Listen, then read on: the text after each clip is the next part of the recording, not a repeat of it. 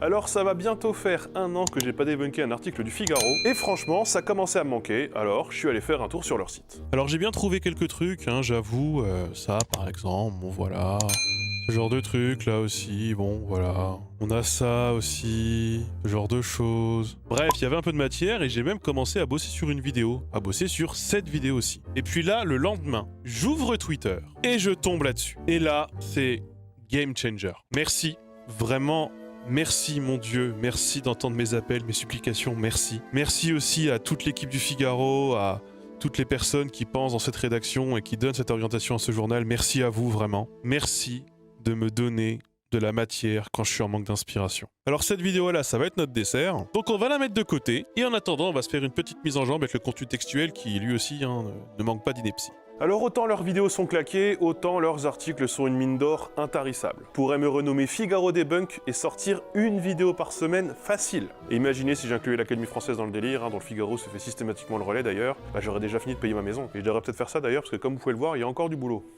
Alors ce qui va nous intéresser, c'est cet article-là, publié en mai 2023 par Dorian Grelier. Le oui serait en train de disparaître. Au malheur. C'est un fait. Le oui semble bel et bien disparaître. Mais pourquoi diable délaisser cet adverbe dont le rôle est d'exprimer l'acceptation d'un énoncé positif ou d'un état de choses? Toute personne prêtant un tant soit peu attention à l'expression de son prochain aura remarqué que depuis plusieurs années déjà se substituent au mot oui des locutions adverbiales telles que tout à fait, effectivement, exactement, parfaitement ou encore absolument. Croyant probablement que ces formules confèrent plus de poids à leur réponse ainsi que l'analyse de l'Académie française, les personnes ont tendance à les employer à outrance. Donc là on a tout un article pour nous expliquer que le oui est en train de disparaître. Et à grand renfort d'analyse sortie du cul, eh bien on essaye de comprendre pourquoi. Et si je dis de grandes analyses sorties du cul, c'est qu'en fait le oui est pas du tout en train de disparaître. J'avoue ne pas avoir eu beaucoup de pistes au début pour débunker cette affirmation qui, de toute façon, n'est absolument pas sourcée dans l'article d'origine. Et vous connaissez le bail, c'est celui qui affirme qui doit prouver en principe. Alors je me suis contenté de chercher par-ci, par-là et de ne rien trouver. Alors ce qui n'est pas bon signe. Mais en parlant avec Maria Candéa sur Twitter, professeure en linguistique française à la Sorbonne, j'ai appris fortuitement qu'elle avait bossé sur ce sujet, enfin en tout cas sur un sujet connexe à celui-ci. Et elle a pu me fournir tout un tas d'outils qui sont venus étayer mes intuitions d'origine.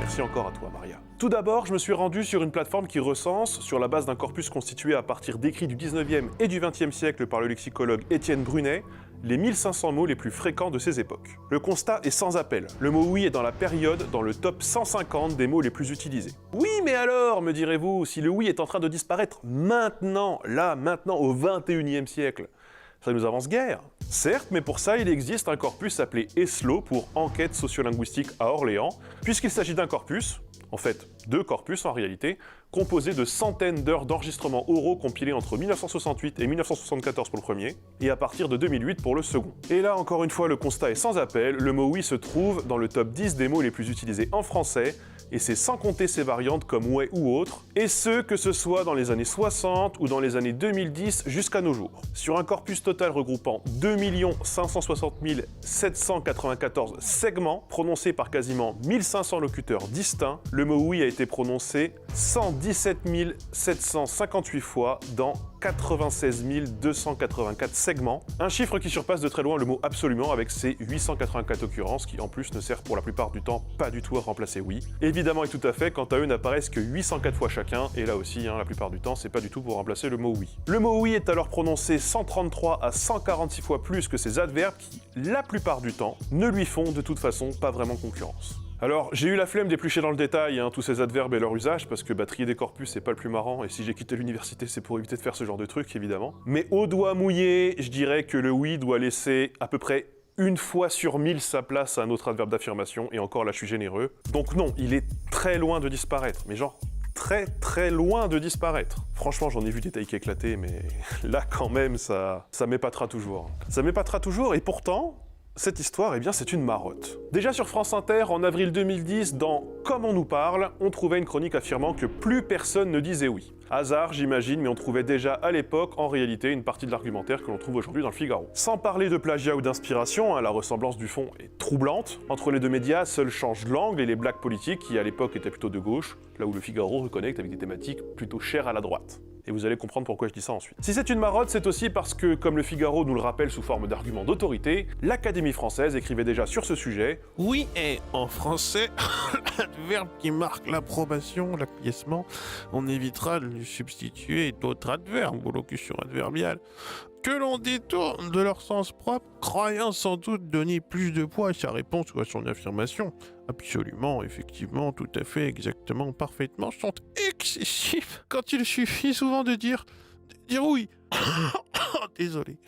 Désolé, c'est juste que j'ai 99 ans. Je sais pas qui s'est mis en tête que le oui était en train de canner, ni pourquoi tous les journalistes reprennent ce délire, mais faut arrêter, c'est nul et non avenu. Et quand bien même ce serait le cas, je rappelle ici que le mot oui n'est ni sacré ni originel, il est même d'ailleurs plutôt récent, issu du latin hoc ille est, soit une phrase entière signifiant c'est cela, et que ce petit adverbe d'affirmation n'a rien d'universel en cela qu'il n'existe aucun équivalent dans bon nombre de langues du monde. D'autres adverbes, que ce soit en français ou dans d'autres langues latines, lui ont été historiquement préférés ou substituables, comme certes en français, que j'ai d'ailleurs utilisé plutôt dans cette vidéo, ou certo en italien. Parce que oui, l'auteur de l'article se trompe aussi sur ce point. Alors qu'il affirme que l'élision de la locution au détriment de l'adverbe est inédite, eh bien, il n'en est rien. Alors ce qui est toujours intéressant, c'est de voir à quoi ce fait, il n'en est pas un du coup, puisque tout l'article est construit autour d'un mensonge linguistique quand même, et ça on vient de le démontrer, eh bien en quoi ce fait est le témoignage, selon l'auteur, de tel ou tel phénomène dans la société.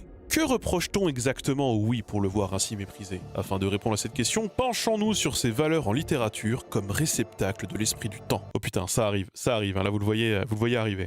Ainsi que l'explique Frédéric Toudoir sur la pierre, professeur de littérature à la Sorbonne et auteur de l'essai Oui-Non, le terme possède ses lettres de noblesse. D'un côté, il est perçu comme une projection libératrice, de l'autre, il fonctionne comme une fin de partie suggérant l'acceptation ou le consentement. Citons le oui franc et heureux du mariage, par exemple, celui auquel s'oppose le c'est ça d'aujourd'hui. Du latin hoc ille est, soit une phrase entière signifiant c'est cela. Une locution censée permettre à celui qui l'utilise d'approuver sans pour autant montrer un enthousiasme débordant. Bon, fausse alerte, je pensais qu'on allait vers une autre direction. Sous ces airs de mots simples et lisses, le oui semble avoir réinvesti certaines valeurs du non, symbole du refus et de la contestation depuis qu'il s'est politisé. Ok, c'est pour maintenant, accrochez-vous. Les écrits récents sur le consentement ont donné à réfléchir sur l'ambivalence du oui, qui possède aussi sa part d'intransigeance et de radicalité, poursuit l'universitaire. Aussi, tout se passe comme s'il fallait dédramatiser le oui, le rendre moins radical et définitif, et qu'il reprenne d'autres nuances, à commencer par celle d'une jovialité consensuelle. Donc là, il y a ambivalence, parce que là, il y a le mot consentement qui est utilisé, mais à quoi ça fait référence? Quand on clique sur le lien, ça nous renvoie vers Vanessa Springora. Effectivement, elle a écrit un bouquin qui s'appelle Le consentement. Vous savez, les affaires avec Matzneff, etc., pédophilie, détournement de mineurs, blablabla. Mais est-ce qu'on parlerait pas aussi du consentement de manière générale, puisque le terme consentement est utilisé entre guillemets de manière générale, pour parler en fait de toutes les affaires, balance ton porc, et donc si on va un peu plus loin, puisque le Figaro en parle souvent, de la cancel culture, de tout ça, est-ce que le oui finalement ne disparaîtrait pas à cause de tout ça, à cause du féminisme quelque part? Et si cela résultait tout simplement de l'euphémisation croissante du langage, de l'expression atténuée des choses, un chat ne pouvant plus être appelé un chat, le oui ne va plus de soi. Bon, à deux doigts d'écrire une conclusion en mode Orwell, en 1984 évidemment, où la cancel culture et les féministes, puisqu'effectivement les mots ne sont jamais cités, mais ça suggère un peu quand même une orientation dans cette direction. Et souvent, pour savoir si c'est vraiment ce qu'on cherche à nous faire dire ou si c'est vraiment la direction qui a été choisie, eh bien il suffit tout simplement d'aller voir ce que l'auteur a fait. Donc je suis allé voir, évidemment, l'auteur, Dorian Grélier. Je lui ai même écrit pour lui demander ses sources concernant cet article, je n'ai pas eu de réponse à l'heure actuelle. Donc ça a l'air d'être quelqu'un passionné par les sciences du langage, ou en tout cas plutôt par la langue française, ou l'histoire de la langue française, le bon usage, l'académie qui est citée dans son article évidemment. Et sur Twitter, eh bien, j'ai pu trouver des liens avec Sami Biassioni, et on avait déjà débunké cette personne, je sais pas si vous vous en souvenez, je crois que c'était la vidéo sur Yale, je ne sais plus c'était quelle vidéo, mais bref, c'était une vidéo qui parlait d'écriture inclusive, des woke et ce genre de choses, bon. Orwell le montre très bien. Bon, vous voyez à peu près idéologiquement où on se situe. En tout cas, ce que j'ai pu trouver sur le bonhomme, bien, c'est beaucoup de branlettes sur la langue française, voilà, et notamment sur les mots rares. On trouve évidemment l'écriture inclusive, un tweet sur 2 ou 3 au courant de l'année dernière, j'exagère à peine. À l'image un peu de cet appel au témoignage, vous êtes étudiant d'enseignement supérieur public privé, on vous a imposé l'usage de l'écriture inclusive, oh mon dieu, votre témoignage m'intéresse. Et tiens d'ailleurs c'est la Elia en réponse. Hâte de lire ce papier qui dénonce l'écriture inclusive après un autre papier qui dénonce l'écriture inclusive, un autre qui dénonce le wokisme et puis un autre qui se plaint de toutes ces polémiques victimaires des gauchistes si éloignés des préoccupations des Français, évidemment. Sinon il y a ça aussi, un article qu'il a publié sur Twitter. Jamais dans l'histoire politique le niveau de langue au sein du Palais Bourbon ne s'est autant détérioré. au risque d'alimenter le climat d'antiparlementarisme ambiant. La crise démocratique, selon lui, elle est due à une détérioration du niveau de langue des élus. Parce que c'était mieux avant, finalement. C'était mieux avant. Les gens, avant, ils se vouvoyaient et ils utilisaient le subjonctif. Et il n'y avait pas du tout de problème dans notre démocratie. Vous vous rendez bien compte, quand même. Ah... C'est vraiment très con. C'est vraiment très très con. Bref, si on en revient à notre article, là, que vous dire, à part que la langue a encore une fois de plus été instrumentalisée pour servir une vision politique et conservatrice. Et ça, évidemment, à base de fake news, parce que pourquoi se casser le cul à sourcer un minimum ce qu'on dit? Quelle surprise, ça, alors, hein? Quelle surprise. Je tombe des nues. Bon, c'est sympa les œufs maillots, mais tout le monde préfère manger du gâteau. Alors, passons au dessert maintenant, si vous le voulez bien. Alors, cette vidéo, parue là, mi-mai 2023 donc, vient réagir à l'entrée de nouveaux mots dans le Larousse et dans le Robert, et là aussi c'est un marronnier, pour un journal comme Le Figaro, qui d'ordinaire ne voit pas d'un bon oeil ces nouveautés, puisque, comme on l'a vu juste avant, les mots c'est comme les joueurs de LoL, les vrais sentent le formol. Je vous présente Xavier Laurent Salvador, agrégé de lettres et maître de conférences en langue, si on se réfère au carton. C'est donc du sérieux. Le dictionnaire répond en fait à ce fantasme, à ce syndrome permanent qui est le syndrome de la jeune fille de 18 ans qui dicte aujourd'hui à toute une société la façon de penser, la façon de se comporter et la façon de formuler ses phrases. Du petit lait cette vidéo, hein. Tout est presque dans l'intro. Hein. L'intégration des nouveaux mots dans le dictionnaire témoigne évidemment de l'évolution de la langue et du regard que le dictionnaire porte sur l'évolution de la société. Un phénomène qu'on étudie et qui témoigne de l'enrichissement ou de la richesse, de la vitalité d'une langue. Ah, je dis oui. Non, je dis oui. L'intégration de ces mots dans le dictionnaire témoigne donc de cette vitalité, mais pas seulement. Pas seulement. Bon, alors là, je le vois venir gros comme une cabane. Le fait même que des gens ne sachent pas ce que signifient des mots comme Vélorussion ou mégabassine témoigne du fait que ces mots-là n'appartiennent pas à un vocabulaire commun. Bah oui, mais c'est complètement con, ça veut dire quoi? C'est pourquoi, normalement, le dictionnaire prend du recul sur la langue. C'est quoi la démonstration? À partir de quoi le lexicographe peut-il enquêter pour déterminer ce qui fait néologie ou ce qui fait enrichissement de la langue? Mais pourquoi les deux termes seraient opposés en fait? Enrichissement de la langue et néologie, oui, ça peut aller ensemble, mais en même temps, ça va pas forcément de pair. On peut enrichir la langue en empruntant, on peut enrichir la langue de tout un tas de façons. La néologie est une possibilité ou pas. Pourquoi les deux sont opposés? C'est pourquoi la linguistique doit prendre du recul par rapport à ça. Et son corpus n'est pas la langue de la société, mais la langue de la littérature. Mais c'est complètement con, bien sûr que non. C'est complètement con ce qu'il raconte. C'est le parti pris, par exemple, par le dictionnaire du CNRS, le Trésor de la langue française, qui enquête à partir de la langue de la littérature, avec un recul, un horizon de 50 ans. Bon, faisons une pause là déjà, parce que il y a quand même pas mal à dire. Évidemment, l'argumentaire en soi est complètement con. Pourquoi faudrait-il que le dictionnaire ne référence que les mots passés dans la littérature 50 ans après leurs premières utilisations? Et la littérature, comment est-ce qu'on la définit d'ailleurs, hein? C'est quels auteurs, quel volume de publication, quel genre, quel style, quelle librairie, j'en sais rien. Tout ça pose tout un tas de questions auxquelles évidemment on n'aura pas de réponse. Parce qu'aujourd'hui, tout le monde peut publier un livre. Je vous rappelle d'ailleurs que le mien vient de sortir, et si c'est pas la preuve par l'absurde de ce que je suis en train de démontrer, je sais pas ce que c'est, achetez-le. Concernant le trésor de la langue française, qui dépend donc du CNRS, eh bien il se trouve que, hasard de calendrier, je parlais justement avec quelqu'un récemment qui y travaille. Christophe Benzitoun, responsable de l'équipe discours au sein du laboratoire ATILF, responsable donc de la version numérique de ce fameux trésor de la langue française ici évoqué.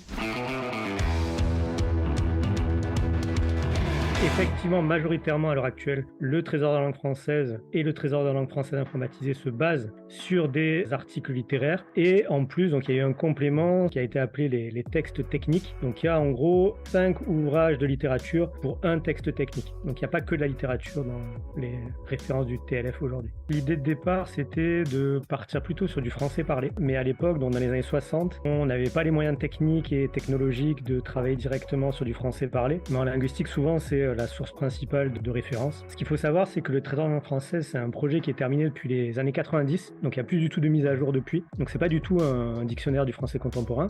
Et donc l'impression peut-être que ça donne du fait que c'est plus mis à jour, c'est peut-être que justement on a une certaine distance pour enregistrer les usages, alors que c'est pas le cas, c'est juste qu'il est pas mis à jour. Mais en tout cas, il n'y a pas du tout cette idée-là, et ça n'a jamais été le cas d'avoir 50 ans de décalage entre les mots qui devaient rentrer dans l'usage et ceux qui rentraient dans le dictionnaire. Donc, le Trésor de la langue française et le Trésor de la langue française informatisée, c'est un dictionnaire qui va, alors pour être très précis, de 1789, c'est le plus vieux texte qui a servi de ressource, à 1964, et c'est un dictionnaire qui est en 16 volumes, plus un supplément qui est un peu plus récent. Donc c'est vraiment un contresens en fait de penser qu'à la fois ça enregistre les usages contemporains, et de penser qu'il y a 50 ans de décalage pour faire entrer les usages. Alors il se trouve que dans une section que je vous ai coupée, Xavier Laurent Salvador se repose sur d'autres linguistes, des figures d'autorité dans le domaine comme Alain Ray, décédé récemment, et qui, de 1967 à 2020, a été rédacteur en chef des publications Au Robert. Quémada, Alain Ray, pensez aussi à Bernard Cerquiglini, des gens dont les travaux témoignent que l'enquête sur la langue ne passe pas par la langue courante. Et il se trouve que j'ai pas mal lu et pas mal écouté le bonhomme, et ça m'interpelle quand même. Et sur Twitter, Arnaud Hout confirme mon intuition, le dictionnaire est un observatoire, pas un conservatoire, décrire des pratiques réelles et observables n'est pas l'expression d'un mépris, au contraire, on donne une image raisonnablement juste de la vérité de l'usage social de la langue, que ça plaise ou pas. Donc ça, c'est ce qu'écrivait Alain Ray, soit à peu près le contraire de ce que l'intervenant essaye ici de nous faire gober. Et faire dire aux morts le contraire de ce qu'ils défendaient de leur vivant, pour moi, ça c'est vraiment aucune race sur 20. Mais d'ailleurs, j'y pense, Arnaud Hout, c'est pas un nom qui vous dit quelque chose, ça vous dit rien ça? Allez, petit retour en arrière sur la chaîne pour les plus vieux d'entre vous. Est-ce que vous vous rappelez d'un bail où il y avait des Belges qui soi-disant voulaient supprimer les accords du participe passé? Et ça avait déclenché tout un tas de panique à la con Eh bien c'était lui notamment, c'était lui. Eh bien c'était aussi lui dans ce TEDx et dans un super spectacle que je vous conseille et qu'on a pu voir ci et là expliquer de manière ludique et sourcée en quoi l'orthographe française était complexe pour pas grand chose et un totem qu'il fallait remettre en question. Le corpus des linguistes n'est pas la langue de la société mais la langue de la littérature. Affirmer ça, c'est faire preuve d'une double ignorance de ce qu'est la linguistique et de ce qu'est la littérature. Les linguistes étudient tous les mots et la littérature les emploie, nous dit d'ailleurs très justement Arnaud. Merci à toi de remettre l'église au milieu du village. Bon, on y retourne? Il y a donc une confusion, en réalité, dans le répertoire qui est fait de ces nouveaux mots par les dictionnaires commerciaux, qui consiste à enregistrer précocement des mots comme étant des mots du français, alors qu'ils sont probablement en réalité des mots d'argot ou des mots de catégorie militante. L'argot ou les mots de catégorie militante. Alors déjà, on va savoir ce que ça veut dire. Hein. C'est des mots quand même, c'est des mots du français du coup, c'est des mots qui sont utilisés en français. Et je ne vois pas sur quel chef il faudrait décider si on doit les exclure ou les interdire ou pas. Pourquoi ils auraient un traitement différent, ces mots-là? Parce que sinon, si jamais on décidait que ces mots-là, ils étaient pas bien pour des raisons politiques, eh bien, on serait un peu dans Orwell, non? Wink wink. Orwell le montre très bien. Des mots d'argot ou des mots de catégorie militante qui posent question justement parce qu'ils n'appartiennent pas à la langue. Ils appartiennent à quoi du coup s'ils appartiennent pas à la langue? Ils appartiennent au règne des plantes? On voit par exemple le Robert enregistrer dès 2014 un mot comme féminicide et se féliciter en 2019 qu'il est le mot de l'année. Un mot très certainement choisi au hasard hein, par la personne qui nous raconte tout ça évidemment. Alors qu'en réalité le mot apparaît 5 ans, 6 ans avant même que le droit ne se pose la question de savoir si le féminicide existe. Mais je sais même pas quoi dire. Oui. Et du coup, oui, et alors? Enfin, je sais pas, il y a le mot alien dans le dictionnaire, on s'est pas trop posé la question de savoir si les aliens ils existaient juridiquement ou pas. Je sais pas, c'est très con comme réflexion. On voit la même chose se profiler par exemple avec l'enregistrement de pronoms comme yel ou c'est-le. Yel, un mot tout à fait choisi au hasard. Hein. Alors attendez, parce qu'il faut quand même que je vérifie un truc. Le Larousse, on peut consulter en ligne. Et là, je suis à peu près sûr du résultat, mais vérifions quand même. Yel. Ah bah surprise, le mot n'est pas dans le dictionnaire. Donc le gars est en train de nous chier une pendule sur les dictionnaires pour des mots qui y sont pas. En agissant comme ils le font et en répondant à une injonction sociale qui serait celle de donner du sens à des mots employés par exemple par les journalistes, par exemple par les mouvements militants, par exemple par des enquêtes sociologiques. Mais non, en réalité, les dicos, ils répondent pas du tout à ces injonctions. Les dicos, ils référencent les mots utilisés. Et tous les mots, hein, on va pas en parler pendant 15 ans, j'en ai déjà parlé dans d'autres vidéos, j'ai même déjà comparé des dictionnaires, parce que tous les dictionnaires n'ont pas les mêmes orthographes pour tous les mots, etc. Tous les mots ne sont pas dans tous les dictionnaires. Je suis désolé, pourquoi cette obsession pour le lexique qui serait militant, ou qui serait sociologique? Pourquoi cette confusion entre les deux, d'ailleurs? Il y a quelque chose de paradoxal d'ailleurs à penser qu'aujourd'hui les usagers du dictionnaire sont majoritairement des gens qui ont un certain âge et une certaine culture. Des mots comme crush, vélorussion, féminicide, yel, c'est-le. Bon, en tout cas, on cherche toujours yel et c'est-le dans le dictionnaire, que ce soit dans le Larousse ou dans le Robert. Alors il y a peut-être des nouvelles éditions dans lequel c'est, mais moi j'ai pas trouvé. Alors par contre on y trouve féminicide, tout comme on y trouve infanticide, matricide, parricide et tout ce lexique associé à la famille. Et si on en sort, on a biocide, spermicide, on a même coricide. Donc tout ça c'est basé sur cide qui veut dire qui tue. De caedere en latin, tuer. Alors coricide, hein, c'est la substance propre à détruire les corps aux pieds. Donc s'il y a ça, je sais pas pourquoi il y aurait pas féminicide. Enfin, au bout d'un moment... sont des mots qui sont le vocabulaire de la jeunesse. Et je ne peux pas s'empêcher de penser qu'il y a dans ce que vous décrivez le regard que porte le grand âge sur la jeunesse. Non mais je comprends pas du coup. Le dictionnaire, il devrait se plier aux injonctions ou aux attentes de ce grand âge, de ces vieux, et donc quelque part se plier à une catégorie de population, alors qu'on se plaint que le dictionnaire se plierait à une autre catégorie de la population. Et le dictionnaire, il devrait se soucier de ce que les vieux en pensent, plutôt que d'écrire la langue, de recenser les mots qui pourraient être utilisés et d'intégrer les définitions pour qu'elles puissent être consultées par ceux qui justement ne connaissent pas ces mots. C'est complètement con. En tout cas, c'est terrible d'être présenté comme spécialiste de la langue et ne pas savoir à ce point à quoi sert un dictionnaire. Alors je vais pas épiloguer, on en avait déjà pas mal parlé dans d'autres vidéos de débunkage, mais en gros vous avez compris, c'était mieux avant, les jeunes militants, comprenez les woke ou les gauchistes, imposent au dictionnaire des mots qu'on n'y trouve pourtant toujours pas, et si on les laisse faire, demain ce sera encore pire, genre je sais pas, le bordel, parce que voilà, donc attention quand même, parce que sinon, ouais. Alors là, tout va à volo, Aujourd'hui, il y a un contresens sur ce qu'est le dictionnaire et sur ce qu'est la norme linguistique. Le contresens, il est ici, si vous voulez mon avis. De la jeune fille de 18 ans. Bon, évidemment, toute cette vidéo a beaucoup fait réagir les linguistes sur Twitter, puisque c'est pour certains le sérieux de leur travail qui est remis en cause. Médéric Gasquet-Cyrus, sociolinguiste à l'université d'Aix-Marseille, a même fait un thread pour revenir sur chacun des points en détail et pousser la démonstration bancale de Xavier Laurent Salvador jusque dans ses retranchements. Le Figaro a une lourde responsabilité dans la désinformation, très grave. Donner la parole de façon si solennelle, vidéo, pause, à un non-spécialiste sur un sujet, c'est comme demander à un boulanger son avis sur les cycles de la Lune parce qu'il fait des croissants. Ça, c'est ce que conclut Médéric sur cette affaire, et ma foi, je suis plutôt d'accord.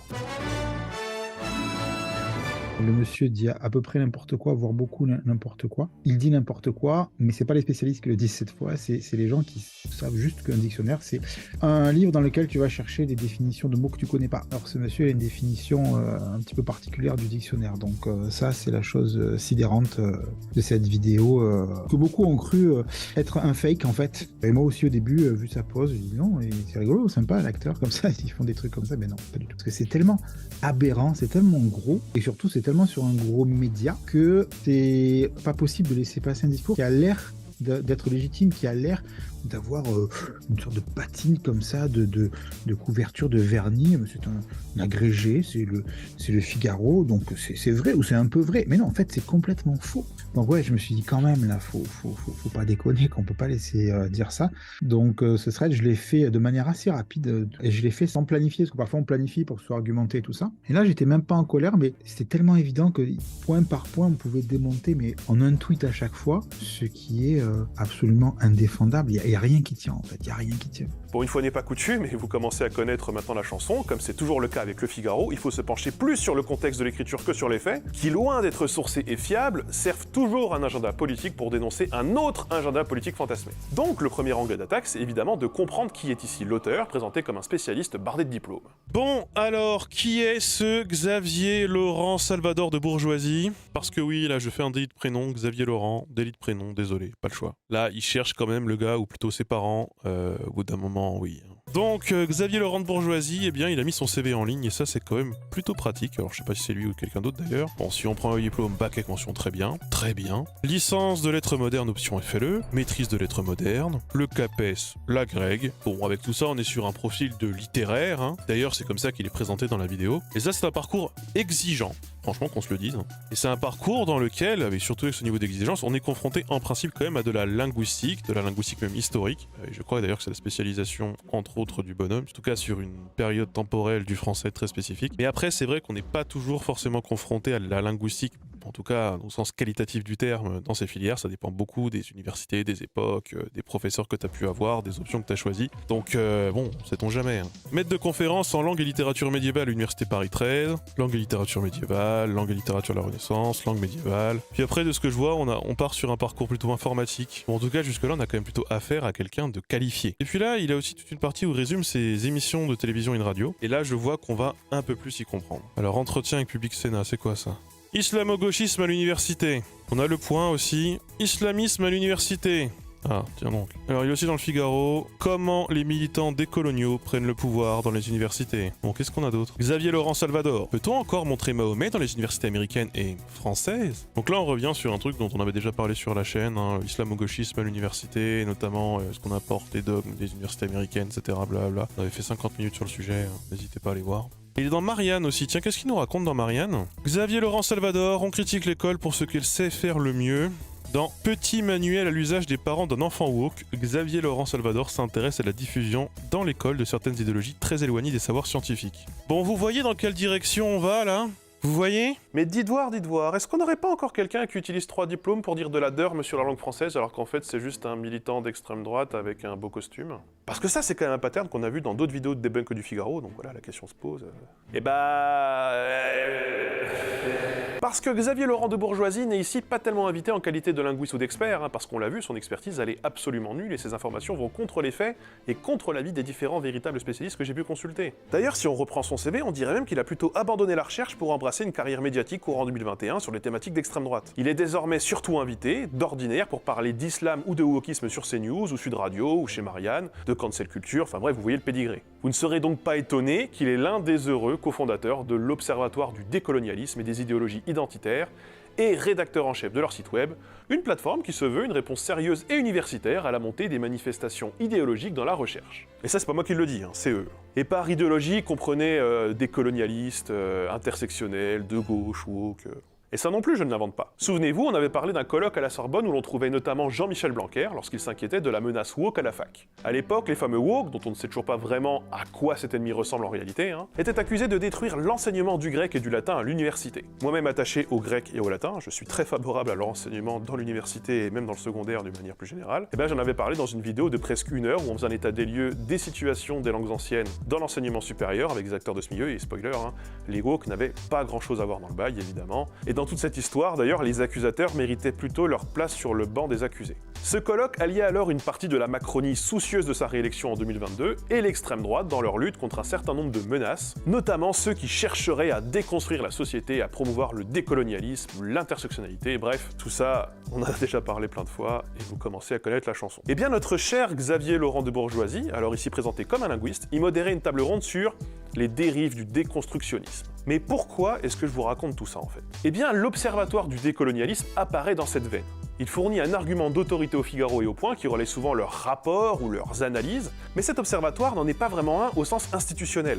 Alors que ce mot désigne en principe des instances officielles, ou en tout cas reconnues par l'État, ou qui ont des membres désignés par l'État, ça c'est notamment Arrêt sur Image qui nous le rappelle. Il peut aussi s'agir d'associations spécialisées, comme l'Observatoire des inégalités. Eh bien cet observatoire-là, l'Observatoire du décolonialisme, est en fait un observatoire autoproclamé qui fait reposer sa légitimité sur les fonctions occupées par leurs membres, sur leur diplôme, plutôt que sur le travail produit. Parce qu'outre les articles que l'on trouve sur leur site, dont la qualité est d'ailleurs très variable, eh bien la plus grosse production connue de ce collectif est un rapport sur l'islamo-gauchisme à l'université, un beau bébé de 147 pages quand même, qui a été très relayé dans les médias de droite, mais dont la méthodologie est obscure. Et plus obscure tu meurs. Son contenu a du coup été débunké par plusieurs sociologues, par d'autres chercheurs en sciences sociales, qui accusent notamment cet observatoire du décolonialisme de cherry picking, une pratique fallacieuse qui consiste à ne sélectionner que les éléments venant étayer une thèse déjà préconçue. En somme, une pratique contraire à la méthode scientifique, une méthode plutôt disqualifiante et qui n'a pas du tout bonne presse dans la recherche. Un peu ironique, parce que cet observatoire disait vouloir lutter contre les discours qui confondent la science et la propagande, mais nous avons comme résultante ce genre de vidéo hors sol où on défend aveuglément un conservatisme et où on attaque à la moindre occasion et sans fondement ici et là l'antiracisme, le féminisme, la transidentité. Finalement, on a une vidéo de propagande, quoi. La jeune fille de 18 ans. Eh bien parce que, encore une fois, et ce n'est pas la première fois que je le dis dans une vidéo qui se penche sur les productions du Figaro, l'objectif de personnalités comme Xavier Laurent de Bourgeoisie ou de son observatoire en carton, ce n'est pas de faire avancer la recherche universitaire, c'est pas de produire un contenu avec une plus-value, qui donne matière à réfléchir, mais c'est bel et bien de monter une cellule idéologique et identitaire, un lobby réactionnaire, une machine médiatique qui se fout de la réalité et qui exploite la peur. Et ça marche de ouf même. Et ça on le voit très bien en épluchant le CV du bonhomme ici présenté. Xavier Laurent de Réac, lorsqu'il publie sur sa spécialité médiévale, à savoir visiblement la Bible et la langue du XIIIe siècle, eh bien il est assez peu cité malgré une production honorable. Et puis on voit qu'il marque un tournant là 2020-2021 en s'investissant quasi exclusivement aux marottes d'extrême droite, ce qui lui vaut une certaine médiatisation et une montée dans le game. Sa publication Petite grammaire du genre en français où l'on étudie écriture inclusive, féminisation et autres stratégies militantes de la bien-pensance, eh bien elle devient dès 2021 la plus citée de toutes celles qu'il a pu produire durant sa carrière à en croire Google Scholar. Donc ça marche de ouf pour lui cette réorientation. Ma thèse ici donc elle est très simple, c'est que Xavier Laurent de Réac a choisi cette voie par opportunisme économique ou par avidité, par convoitise ou en tout cas pour enfin sortir de l'anonymat dans lequel il était plongé. Parce que moi je ne le pense pas bête ce mec, pas du tout. D'ailleurs dans son intervention sur l'histoire de la langue et les anglicismes, il dit des trucs très justes et qui vont à contre-courant de ce que le Figaro a l'habitude de proposer. Et la langue, elle évolue parce que les sujets parlants la font évoluer. L'irruption des anglicismes, vous savez, correspond en réalité à une mode qui n'a jamais cessé en français. Lorsque l'Italie était la digne héritière de Rome à la Renaissance, les mots italiens ont pénétré le vocabulaire français avec une rapidité incroyable. Le dictionnaire ne doit pas être le lieu d'un combat de tous les conservatismes. Mais là, si tu réfléchis 2 secondes, en fait, il n'a pas le choix. Il en va de sa rigueur intellectuelle dans son domaine de spécialité, donc de sa position à l'université, j'imagine. Il n'émet donc pas de fake news sur ces thématiques précises. Par contre, sur toutes les autres thématiques connexes, il y va allègrement dans la connerie. Vraiment, il n'y a pas de problème. Et je ne pense pas qu'il le fasse par méconnaissance ou par ignorance, parce que vu son parcours, il me paraît difficilement croyable que ce soit l'hypothèse la plus vraisemblable, mais probablement en connaissance de cause. Il produit un discours pseudo-scientifique compatible avec l'agenda politique défendu par le Figaro et par sa clique, celui qui lui permet d'exister médiatiquement, et tant pis pour la vérité. Quand on y réfléchit un peu à la Trump ou à la Fox News, bon, je suis pas dans la tête du gars, ce serait pas le premier à suivre ce parcours d'un intellectuel qui, en manque de lumière, voilà, pour peu qu'on lui tende un micro, eh bien il joue la partition qu'on attend de lui, celle qui est dans l'air du temps, celle qui fait vendre des livres et qui conduit à ce genre d'interview là. Et face à ça, eh bien, c'est dur de lutter, voire c'est impossible même en fait. Mais bon, voilà, au bout d'un moment, il y en a marre de devoir toujours faire ces vidéos de débunkage, de toujours arriver après la guerre, d'être dans le contre-discours, de perdre quelque part son plan des idées. Même si, évidemment, lutter contre les fake news, sur YouTube, ça marche plutôt bien, et même d'ailleurs, dans le paysage médiatique, les journalistes s'y mettent à fond. Il n'y a qu'à voir le succès de Lalia Véron sur France Inter, lorsqu'elle dézingue, parce que c'est toujours un plaisir, une académie française qui est complètement à côté de ses pompes, ou quand on regarde la portée de ses tweets, quand elle vient remettre quelqu'un à sa place qui va sur son terrain. C'est reparti, et péril mortel, et au secours l'académie, gna gna gna. Je pense qu'il faut faire vraiment attention au débunkage, ça concerne la linguistique, mais ça concerne le débat d'idées en général, parce que si on ne fait que répondre à toutes les conneries qui passent, on risque de se mettre au niveau de ce discours-là. Finalement, on parle de choses qui sont pas intéressantes. Moi, si je reviens sur toutes les bêtises qui sont dites, par exemple, sur l'écriture inclusive, je vais parler que d'écriture inclusive, et je pense quand même que c'est un tout petit aspect. Ça devient intéressant entre genre et langage, qui est lui-même un tout petit aspect de tout ce qui est intéressant en linguistique. Si on ne fait que répondre aux bêtises qui sont dites, on sait très bien de quoi on va parler. On va parler d'écriture inclusive, de l'arabe, des jeunes, des anglicismes, et c'est tout. Et franchement, il y a tellement d'autres choses à dire que non, ce n'est pas intéressant. C'est un gros débat, pour nous-mêmes, de savoir quand est-ce qu'il faut répondre, quand est-ce qu'il faut pas répondre, quand est-ce que ça a un sens ou pas. Et donc, on doit tout le temps essayer de jongler, de se poser la question, est-ce que l'intox a pris une telle ampleur que c'est quand même de notre devoir d'y répondre, ou est-ce qu'il vaut mieux essayer de mettre d'autres sujets sur le devant de la scène? Parce qu'on a aussi besoin d'avancer et de travailler, et si on passe notre temps à répondre tout le temps à ces bêtises-là, on parle de choses pas intéressantes, à un rythme pas intéressant, et on va finir nous-mêmes par dire des bêtises parce qu'on sera tout le temps dans le ton de la polémique, et jamais dans le ton de la construction. Et justement, moi, mon but n'est pas de me visibiliser, mon but est que certaines idées, certaines méthodologies, certains réflexes progressent. Ça doit passer par le fait qu'on soit plusieurs à s'y coller, et que surtout ça marche pour que les gens le fassent eux-mêmes. Ça suffira jamais que moi je le dise, ou même que 10 personnes le disent. Ce qu'il faut qu'on arrive à répandre, c'est des idées, des réflexes, des ressources, des outils, pour que les gens aient eux-mêmes, elles-mêmes, les outils pour avoir un certain recul et un certain esprit critique, et ne pas accepter n'importe quoi.